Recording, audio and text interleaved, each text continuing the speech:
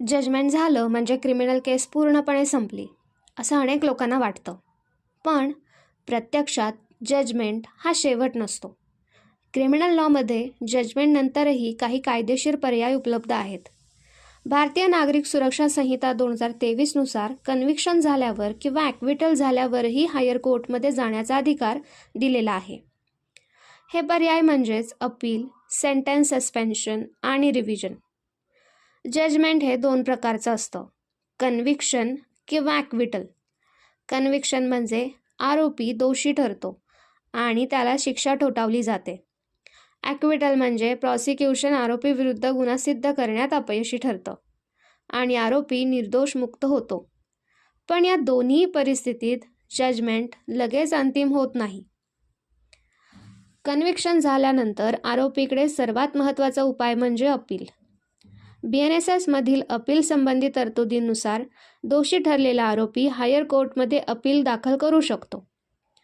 Appeal म्हणजे खालच्या कोर्टाचा निर्णय पुन्हा तपासून पाहण्याची विनंती.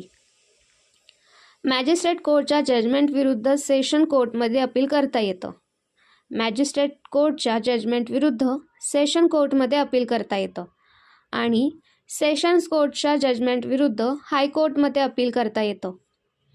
अपीलमध्ये कायद्याचा वापर योग्य झाला आहे का, पुरावे योग्य प्रकारे तपासले गेले का आणि निर्णय योग्य आहे का हे पुन्हा पाहिलं जातं. कन्व्हिक्शन झाल्यानंतर लगेच शिक्षा भोगावी लागते का? हा प्रश्न खूप महत्त्वाचा आहे. इथे BNSS मधील संबंधित तरतुदींनुसार अपिलेट कोर्ट शिक्षेची अंमलबजावणी तात्पुरती थांबवू शकतं. यालाच सेंटेन्स सस्पेन्शन असं म्हणतात. याचा अर्थ असा की कन्व्हिक्शन कायम राहतं, पण अपील चालू असताना शिक्षा लागू केली जात नाही. अनेक वेळा सेंटेन्स सस्पेंड करताना आरोपीला जामिनावर सोडण्यात येतं. जर आरोपी ॲक्विटल झाला असेल तरीही केस इथे संपेलच असं नाही. स्टेट किंवा विक्टीमकडे ॲक्विटल विरुद्ध अपील करण्याचा अधिकार असतो. हायर कोर्ट पुन्हा तपासतं की खालच्या कोर्टाने ॲक्विटल योग्य प्रकारे दिलं आहे का. मात्र ॲक्विटल ओव्हरटर्न करणं सहजासहजी केलं जात नाही, कारण आरोपीला निर्दोषतेचा लाभ मिळालेला असतो. अपील व्यतिरिक्त एक मर्यादित उपाय म्हणजे रिव्हिजन. BNSS मधील रिव्हिजन प्रोव्हिजन्सनुसार हायकोर्ट किंवा सेशन कोर्ट खालच्या कोर्टाच्या आदेशात कायदेशीर चूक, प्रक्रिया चुकीची आहे का किंवा अधिकाराचा चुकीचा वापर झाला आहे का हे तपासू शकतं. रिव्हिजनमध्ये पूर्ण पुरावे तपासले जात नाहीत, तर फक्त कायदेशीर चुका सुधारल्या जातात. अपील आणि रिव्हिजन यामधला हा महत्त्वाचा फरक आहे. कन्व्हिक्शन झालेल्या काही प्रकरणांमध्ये कोर्ट प्रोबेशन देऊ शकतं.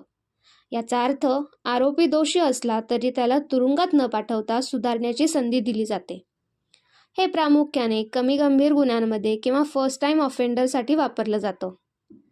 यामागचा उद्देश शिक्षा देणं असा नसतो, तर सुधारणा घडवणं हा असतो.